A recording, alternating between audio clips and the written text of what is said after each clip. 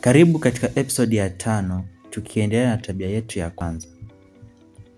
Watu wengi sana ukiwapa zoezi hili huwa hawafanyi kwa sababu huwa wanaamini wanajua wanachokitafuta.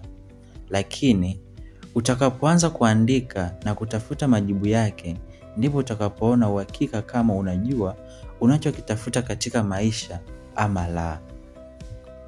Usiwe moja kati ya wale ambao wanaruka zoezi hili. Naomba upate muda na ujibu maswali yafuatayo kwa ufasaha kabisa.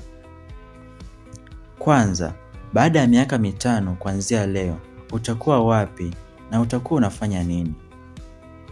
Swali la pili, baada ya miaka 5 kuanzia leo, utakuwa na mali gani unazomiliki?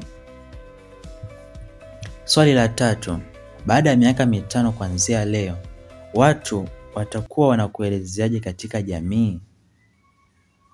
Swali la 4, baada ya miaka 5 kuanzia leo, utakuwa unamiliki fedha kwa kiwango gani? Swali la 5, baada ya miaka 5 kuanzia leo, utakuwa na ujuzi wa namna gani? Na swali la 6, baada ya miaka 5 kuanzia leo, mahusiano yako au familia yako yatakuwaje? Asante, karibu katika episodi ya 6. Usisahau kushare, kucomment na kulike.